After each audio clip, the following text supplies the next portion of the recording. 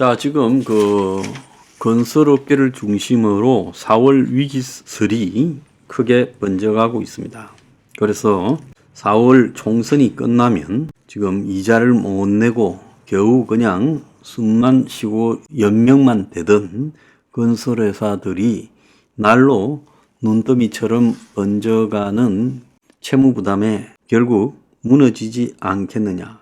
그래서 이 PF 4월 위기설이 크게 돌고 있고, 한국은행의 이창용이는 어제 이 총선 이후 부동산 프로젝트 파이낸싱이 터진다는 것은 큰 오해다. 그러면서 부동산 PF가 상당히 정리되고 정리되는 중이고, 정리하고 있어 총선 전으로 크게 바뀔 것이라는 근거가 뭔지 묻고 싶다. 소비가 예상보다 나쁜 쪽으로 가는데 수출은 좋은 방향으로 가서 상쇄되는 것처럼 부동산 PF를 보면 하방 요인이 크지만 정보 기술이나 수출을 보면 상방 요인도 있다. PF를 보고 금리를 결정한다고 생각하진 않는다. 정부가 잘 관리해서 PF가 질서 있게 정리되는 모습도 보인다. PF 모두가 살아날 순 없지만 관리 가능한 수준이라고 생각한다. 그렇게 이제 말을 했어요. 한국은행은 어제 상반기 금리 인하가 어렵다면서 9연속 3.5% 동결을 선택을 했죠. 자, 저는 이 문제에서 지금 관리가 가능하다라고 생각하는 게 진짜 위기다라고 보고 있습니다. 어떻게요? 자본주의 사회에서 자본주의의 기본적 법칙을 벗어난 형태에서 벌어진 부패에 의한 경제적 사고를 관리로 가능하게 갈 수 있을까요? 자, SBS가 감당 못해 극심한 자금난 4월 위기설까지라고 오늘 또 보도했어요. 아침에요. 자, 그 내용에 보면 계속된 높은 금리에 부동산 경기 침체까지 겹치면서 건설사들이 극심한 자금난을 호소하고 있다. 그러다 보니 4월 총선 이후에 건설사 부도가 이어질 거라는 4월 위기설이 나오고 있다. 자, 신세계 건설이 시공한 대구의 한 아파트는 작년 8월에 입주를 시작했는데 146가구 중에 25가구만 분양이 되어 17% 분양률. 공사 미수금이 430억으로 PF 대출을 못 갚아 결국 공매로 넘어갔다. 그래서 신세계 건설이 만기 도래하는 채권이 상반기에만 2천억, 급한 불을 끄기 위해 2천억 채권을 발행해 계열사 등에 팔고 레저 부분도 매각해 긴급 유동성 확보에 나섰다는 거예요. 또 KCC 건설이 지난달 서울 강남 본사 사업, 거기 있죠? 반포 IC 옆에요. 그걸 담보로 625억의 채권을 발행했다는 거예요. 올해 4월 만기가 들어오는 회사채를 갚기 위해서 해당 사옥에 1,500억의 담보가 설정됐는데도 추가 담보를 잡은 것은 높은 금리 때문이다. 그래서 시장 금리가 지금 7, 8%까지 나오고 있기 때문에 차라리 은행에 담보를 더 잡혀서 4% 초반을 금리를 얻는 게 낫다고 생각했다는 거예요. 그래서 매출 500대 건설 기업 조사 결과 40%가 자금이 곤란하다. 현재 기준금리에서 이미 이자 비용을 감당할 수 없다라는 게 80%. 그래서 정부가 제2금융권까지 지금 자금을 쬐고 있어서 지어놓고 분양이 안 되는 악성 미분양이나 짓는 동안에 자금이 경색된 데가 많다라는 거예요. 그래서 지금 연쇄 부도가 생길 수 있다라는 측면에서 지금 4월 위기설이 등장했고, 정부는 이걸 차단하고 있지만 위기의식은 더 심화되고 있어요. IMF 직전에 96년에 무역 적자가 206억 달러인데, 자, 현 정권 들어서 지금 누적 무역 적자가 682억 달러. 그러니까 경제적 상황이 그만큼 여기저기에 좋지 않다라는 겁니다. 그런데 지금 한국은행 총리는 국내의 소비자 물가가 고공행진하고 있고, 또 부동산 가격이나 가계부채를 자극할까봐 경계를 해서 지금 금리를 올리지도 내리지도 못하고 3.5로 9번째 동결만 하고 있어요.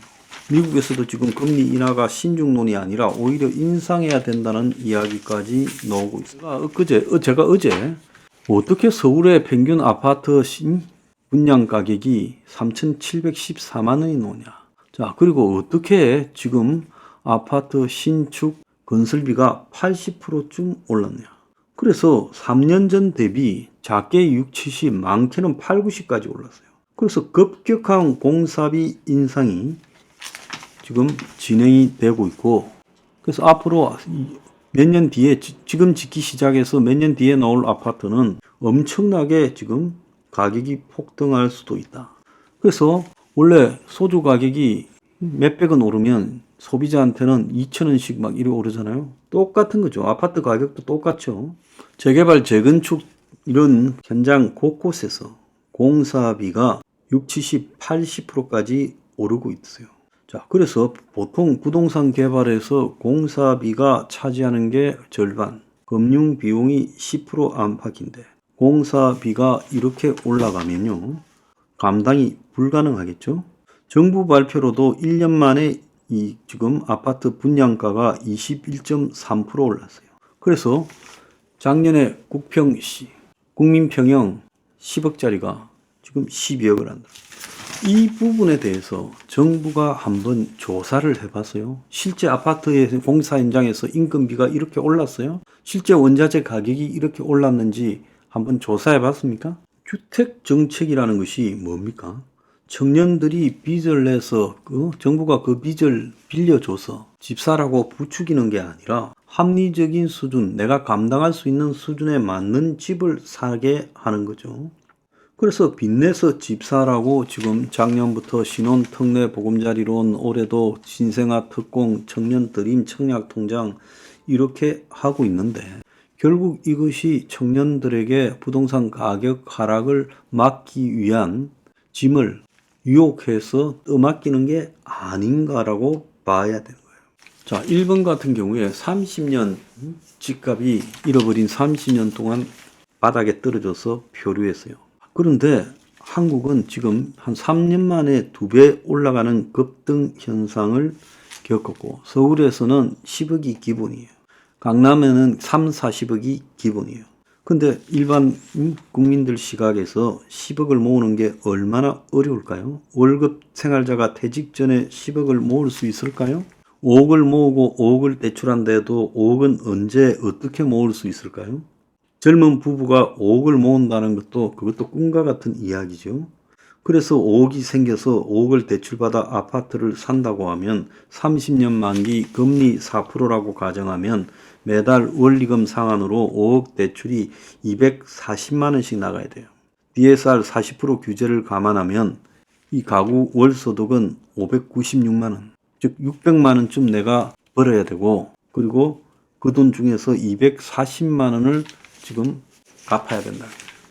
신혼부부 가운데 맞벌이에서 600만 원을 버는 가구가 얼마나 될까? 대한민국이 겉으로 이 경제 대국 같아도 서울 수도권 말고는 지방은 소멸 위기죠. 그러니까 서울 수도권이 계속 비싸지는데 균형 발전이라는 것은 시도해봤지만 안 되잖아요. 그래서 정부가 이 특단의 이 주거 문제에 대한 해결 승부를 걸어야지. 원가주택 같은 걸로요. 서울의 공공임대주택 비율이 7%, 싱가포르는 80%, 오스트리아 B는 40%예요. 이런 상황이라면 이 문제가 해결이 될 수 있겠습니까? 자, 그런데 지금 어제 통계가 하나 나왔지요. 국민의 삶의 질을 갖다가 보니까 OECD 중에서도 38개국 중에 35위, 집값 하락 등의 영향으로 국민의 순자산이 10년 만에 감소해서 한때 4억 2천만 원까지 갔던 가구당 순자산이 3억 9천만 원으로 떨어졌어요. OECD 국가 중에 한국보다 삶의 만족도가 낮은 것은 특히 콜롬비아, 그리스밖에 없다는 거예요. 자, 서울 시내 서울 시민들의 평균 자산이 9억대라고 이야기를 하는데, 어제 다른 통계에서는 또 그렇게 나왔지요. 도대체 그 통계의 근거가 어딘지 제가 굉장히 궁금한데, 서울 가구당 평균 자산이 9억 5,361만 원, 1인 가구 23%가 부채 위기다라고 나왔습니다. 자, 그런데 서울은 9억 5,361만 원인데 전국 평균을 하니까 4억도 안 되는 3,918만 원이에요. 가구 순자산이에요. 부동산 문제가 관리가 된다고 생각하는 정부가 나는 웃긴다고 봅니다. 지금 정책 모기지론으로 관리를 해요. 그리고 건설사들 빚을 갖다가요, 이 관리를 해서 끌고 가서 정리할 수 있다고 봅니까? 믿는 것은 부동산 경기가 다시 살아난다. 오늘 뭐 보면 서울 아파트 매수 기지세 상승 거래 늘었다. 이런 기사 나오는데요. 이런 거 아무 효과가 없는 이야기입니다. 그래서 전체적으로 보면 금리도 못 내릴 정도로, 금리를 얼마나 내리고 싶겠어요. 금리도 못 내릴 정도로 심각한 상황에서 이창용이는 부동산 PF가 관리 가능하다지만 제가 볼 때 앞으로 한동안 아파트 가격이 올라갈 가능성이 없이 계속 내려갈 건데, 그때 언제까지 청년들 보고 빚내줄 거니까 비싼 아파트 사라고 권유하는 방식으로 버티고, 그 다음에 도둑질 해먹은 건설사, 금융사들을 돌려막기 도와주면서 버틸 수 있다고 생각합니까? 이게 어떻게 관리가 가능하겠어요? 도둑질 해먹은 게 있으면 돈이 비게 마련이고 터지기 마련이죠. 솔직히 평당 신축 아파트 분양가가 3,714만 원일 때 거기서 얼마나 해먹었는지 정부가 조사라도 한번 해봤습니까? 왜 아파트 평당 건축비가 저렇게 올라가고 있는지에 대해서 조사라도 한번 해봤어요? 아무것도 안 해보고 관리만 가능하다. 인건비 올랐다, 원자재 가격 올랐다란 말을 곧이곧대로 믿습니까?